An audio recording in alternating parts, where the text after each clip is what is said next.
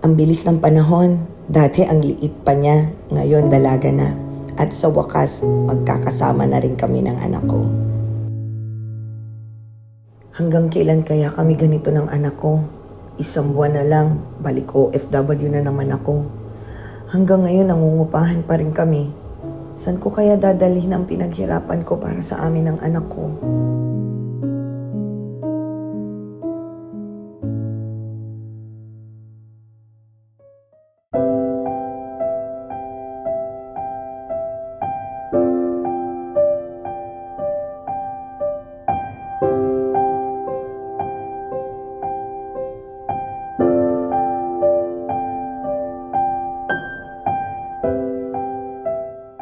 Sa showroom pa lang pinakita na sa akin ang project ng Deco Homes kung gaano kaganda at kaaliwalas ang mga units.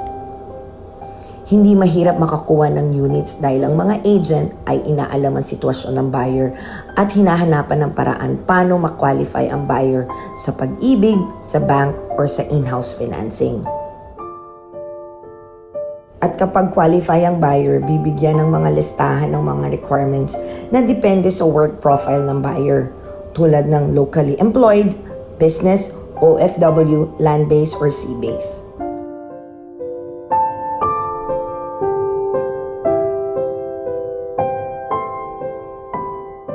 Sa wakas, eto na ang resulta ng pinaghirapan ko. Magkakaroon na rin kami ng sariling bahay.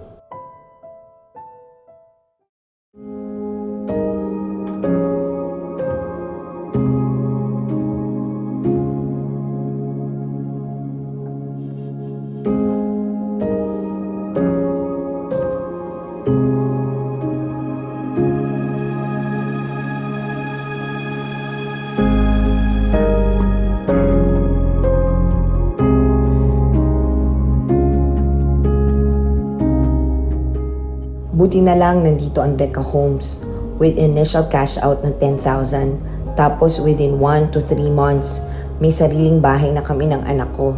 Hindi na baliwala lahat ang paghihirap ko.